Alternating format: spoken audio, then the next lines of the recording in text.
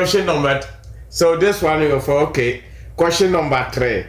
What project are you working on at the moment? At the moment, I am working on, to go back to what we talked about earlier, we lean towards yes. Yeah, man. You know, I'll say in all seriousness, when I'm working on something, you know, just for full transparency, I don't like to get carried away and say, oh, I'm working on this project and this project, I'm working with this person and this person and this person, because what I like to do is get closer to a finished product before I start announcing everything. And that's generally the way I am in life in general, not just with music.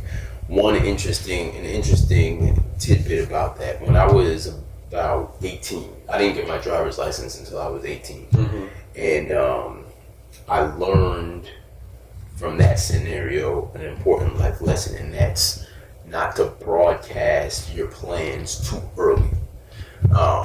Because if they fold or if they get foiled somehow, then you have to go back and tell everybody, yeah, you didn't succeed. Or you might even have external forces that will try to foil those plans, right?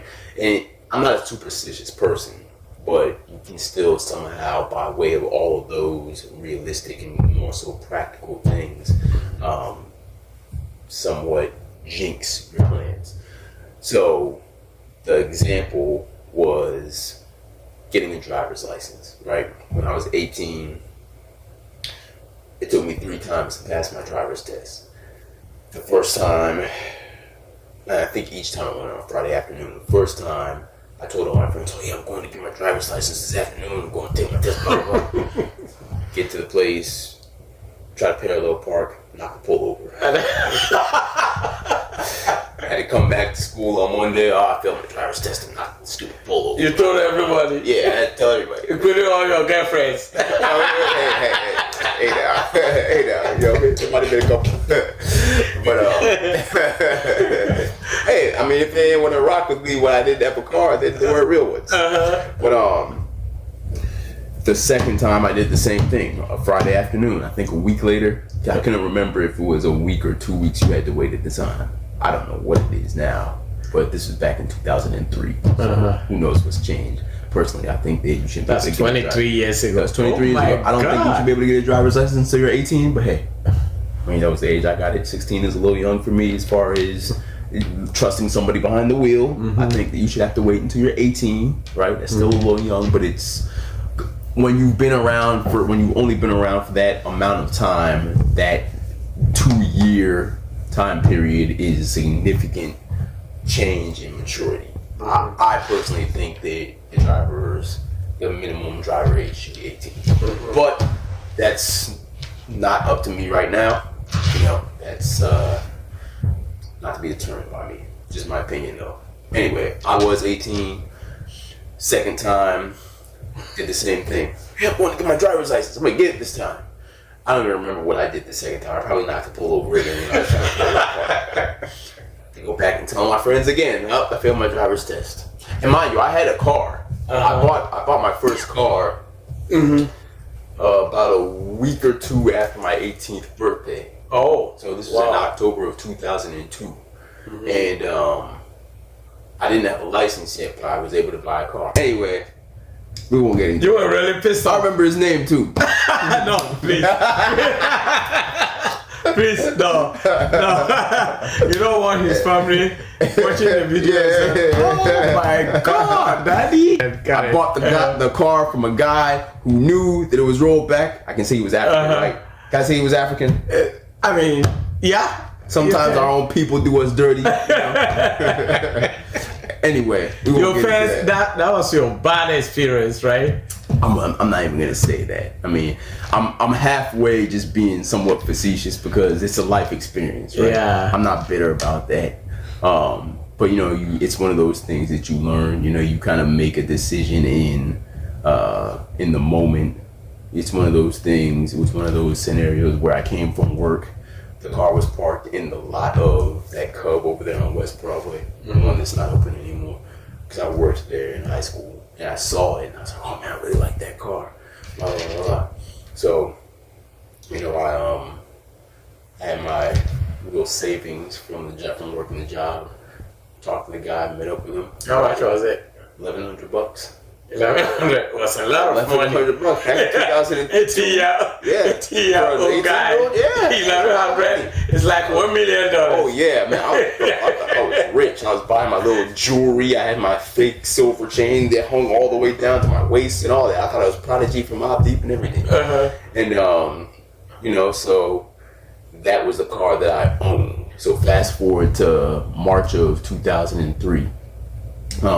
Failed that driver's test twice, and then the third time I didn't tell anybody. That Friday afternoon, I said, all right, you know what, we scheduled the other one. We scheduled the... Who advised you?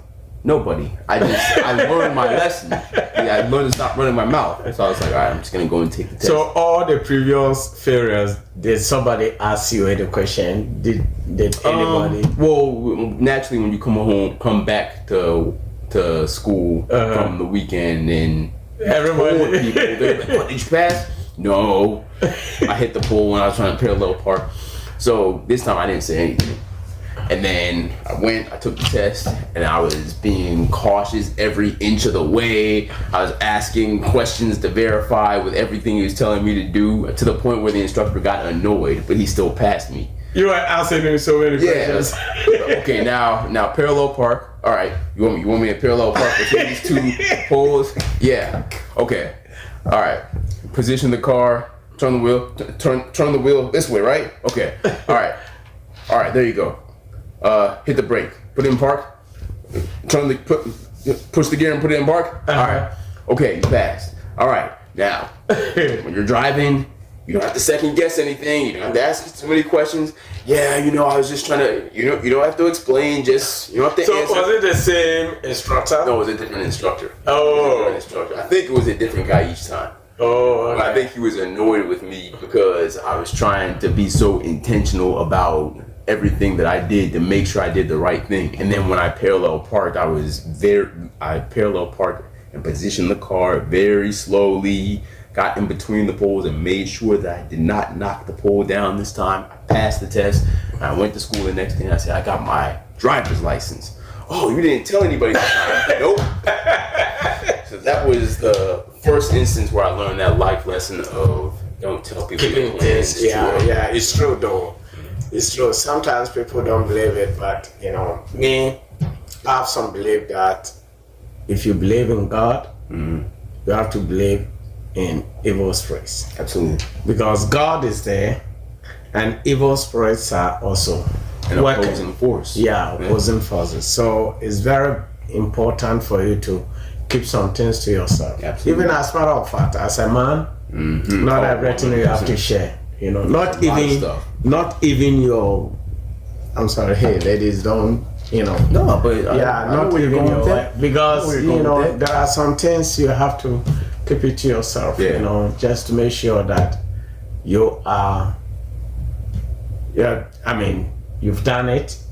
Protected. Yeah, and then you are protected. Yeah, I mean, I think especially living in an age where everything is accessible to everybody, and these platforms, these social media platforms, and all this instant access allows us to make everything visible to everyone. It can be really tempting to broadcast everything that you're doing. You know, like you said, with the whole thing of your relationships and all that.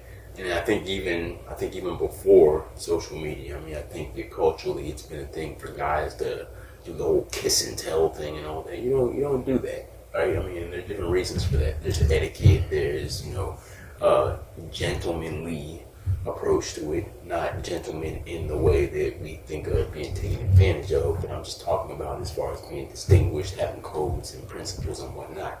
But in the other lane, just in terms of keeping things under wraps to be protected, that's very important. You know, I think the social media throws that out the window. Yeah, but one thing is what you're saying is true though. I mean, sometimes I can see people sharing everything on social media. Everything. Showing their house. Their house, even getting sleeping. the address in the back. Yeah, I mean, it's really amazing. I mean, I know some people don't care. Yeah. Some people don't care, They They show don't it think to you. about consequences. And then one thing is, some people, even if you say it, you don't know them, Right. right? That's what is it. So, I think last but one question. Let me see, because I need to finish asking you all these questions before I let you go.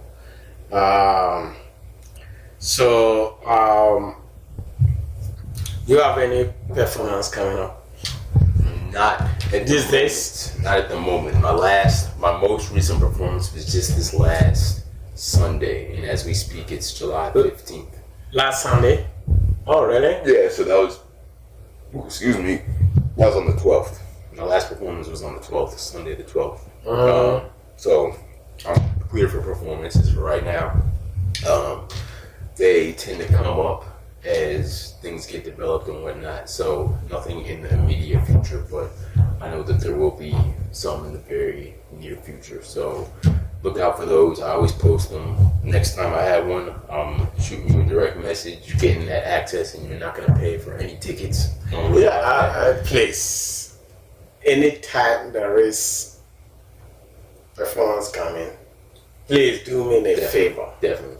VIP. Definitely, yeah. I'm not gonna assume that you're gonna see it if I post it. I don't see it. I don't see it. Yeah, I know how that. I know, but I follow you. I don't know why I don't see it. It's that I think it goes back to that thing I was saying earlier. I think that the algorithm just suppresses content for certain people as it pertains to some of their followers and whatnot. Because it's like I was saying before, this watch keeps coming loose. It's like I was saying before.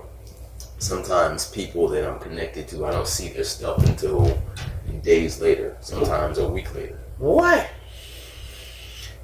It could be a mixture of things. I mean, that algorithm is very advanced. Earlier today, one fellow artist posted something about a loved one that they were mourning.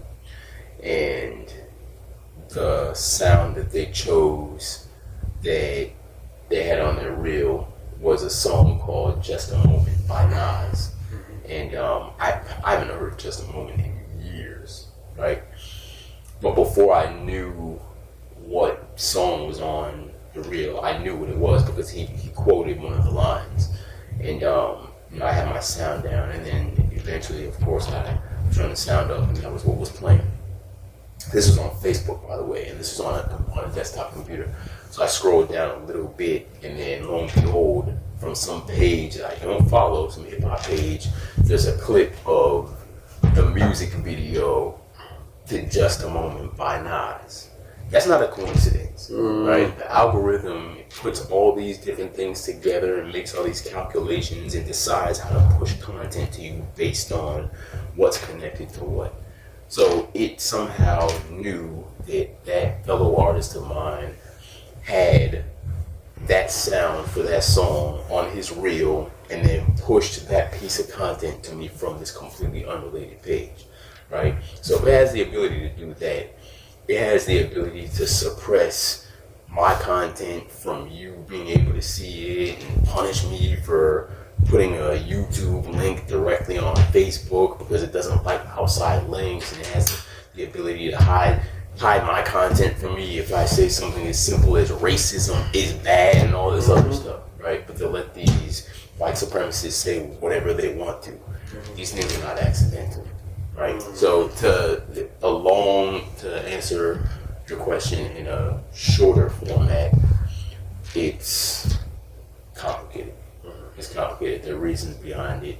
There's suppression that goes on, but I suppose that's just the way that it happens. So I think you just have to be really intentional about getting people to see what you want. I mean, I'm not somebody who likes to spam links. I don't like to send unsolicited stuff to people.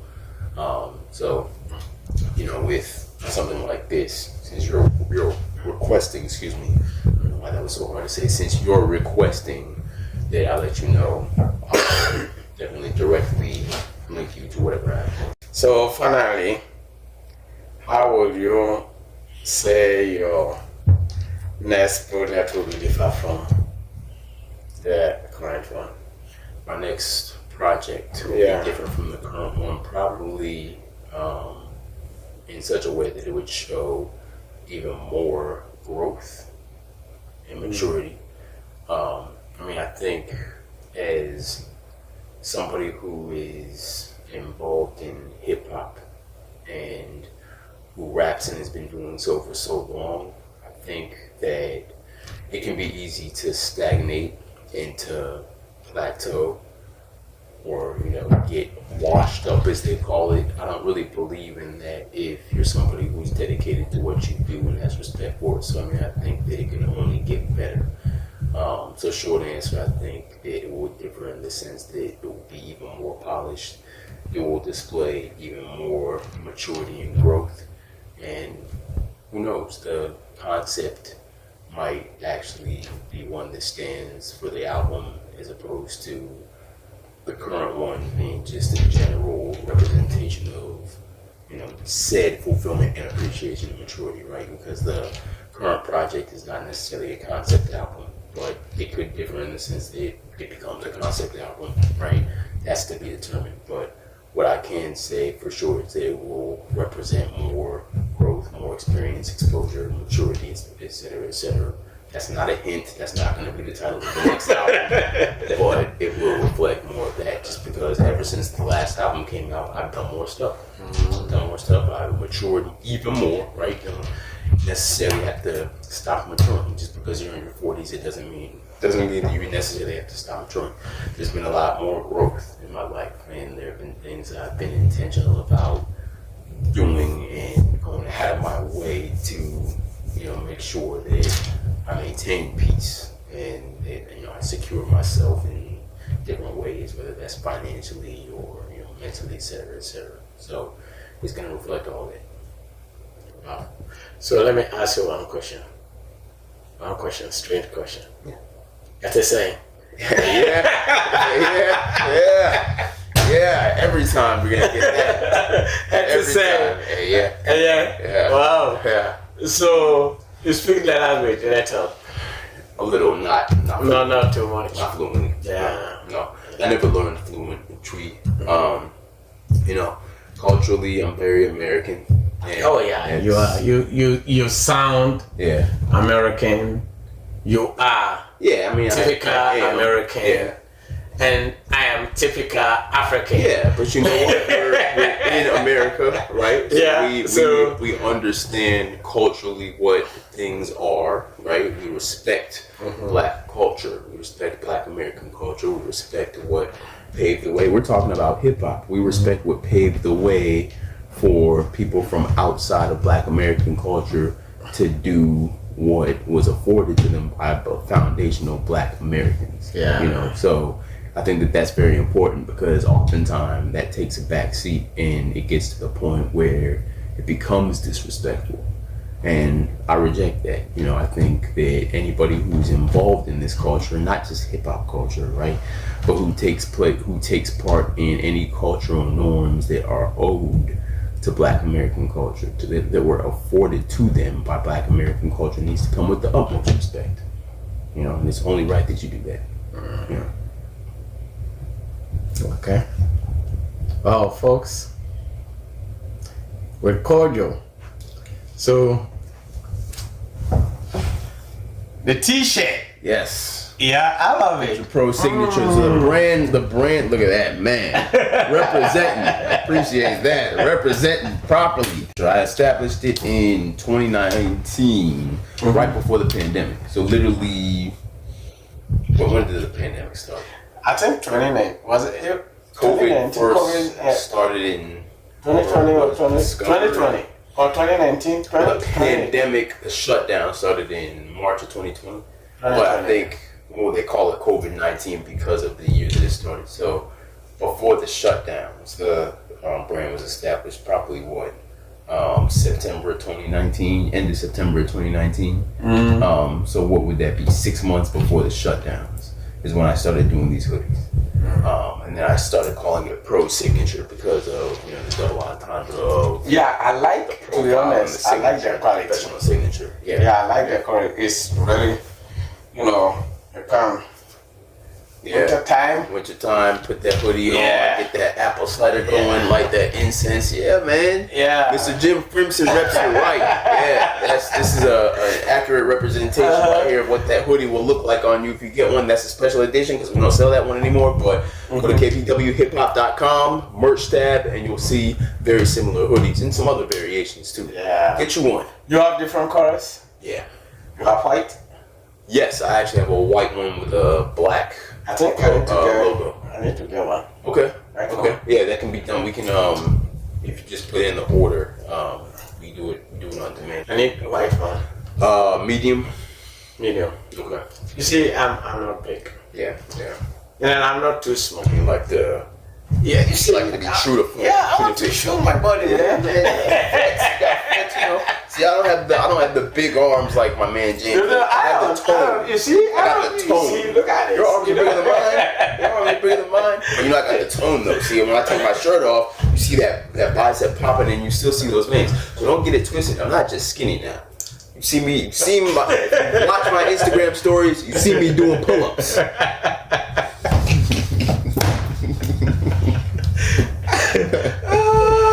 We have fun around here. Yeah, that's good. That's good. Hey, man. just because you fulfilled the appreciation and maturity, it doesn't mean that you can't have a sense of humor. Wow. Yeah. So hey, Kodo, thank you so much for coming. Thank you for having me once again. The one we did right now, when is it coming up? Maybe within a week. Probably get it done within a week, edited within a week. Yeah. And I'll reference the last one. Oh, okay. Yeah, because this will be 4.2. Yeah. So we did the first one we did, I think, was February of 2025. Then we did April 2025, and June of 2025. And then number 4.1 was this past May, and this is 4.2. Yeah. So this is what I will say to end things, since the last time we tried to do it and it got cut off.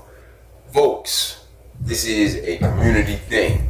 You know, we talked about culture. We talked about, being black in America, being black American, being black African, being black in general, culturally in America, right? Mm-hmm. What we do is we support one another's endeavors, especially because the dollars need to circulate properly. They need to circulate a certain number of times before they leave. Thank you so much for saying this. Yeah, it has Thank you so much for saying this, because it's very, very important. Yes. In our community. 100%. We have to support each other. We do. We need to help each other grow. We do. That's what I preach all the time. Mm-hmm. That's it's because of that I have all these websites. Yeah. I have gooddeal.com, yodo.com, rackman.com, yeah. Zuli.com, AmericanGuardianAngels.com. And you see the branding on the podcast too. Yeah. I mean, in the corner of the videos that you see on James's channel, you see the Rackmart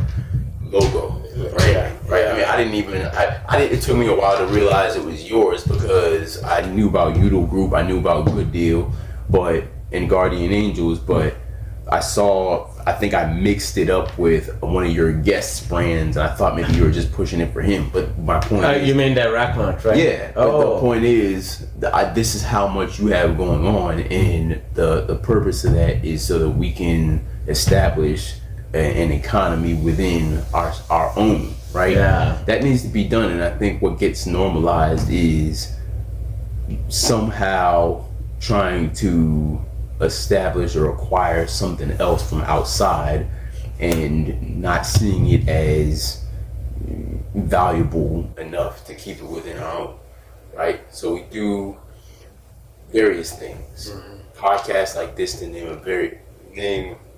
a few, right? In order to promote one another, right? James has so many things going on. He's got the real estate business that he's been involved in from the time that I've known him back in 2007. He is somebody who is multifaceted. He's an entrepreneur. He's got his hands full with business endeavors that are active, not just business endeavors and LLCs that he calls as such just to say he has a bunch of businesses. He's an active entrepreneur who has things going on, who actually has cash flow and and products that he sells and clients and customers from all over, right?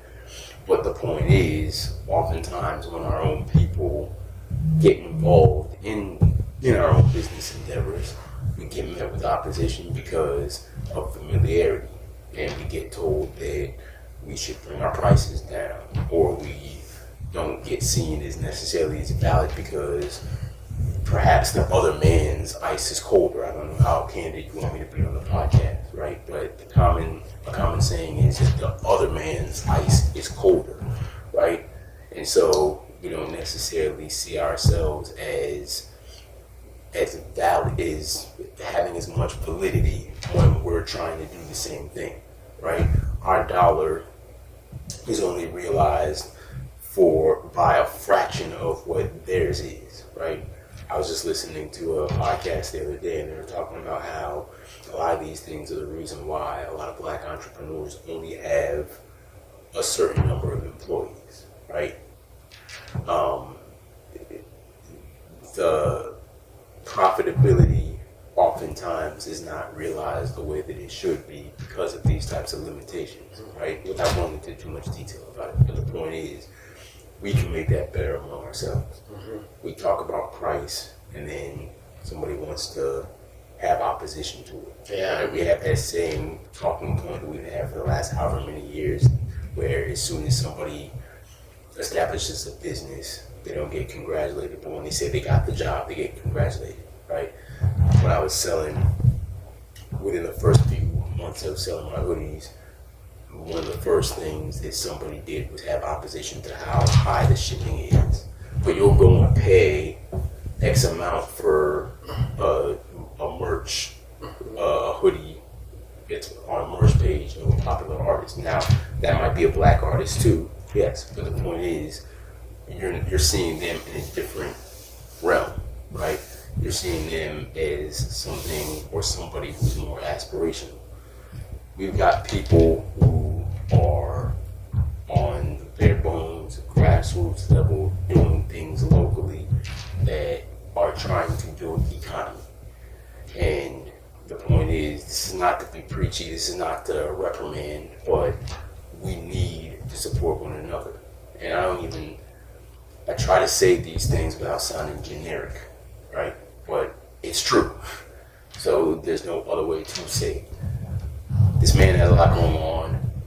Let's continue to support what he does. He's doing that for whoever comes on this podcast. He's giving us exposure. He's giving me exposure whenever I come up on this thing and I talk about my music, I talk about my merch. He's giving entrepreneurs who come on this podcast, whether they're contractors, whether they're loan officers, real estate agents, all these people across these different spectrums of business who want to promote themselves. This man gives us a platform, a free platform at that, to come and talk about what we do. So let's continue to circulate that support. We need that. Okay. Frimpson podcast. Frimpson podcast. Another one in the books. Yeah.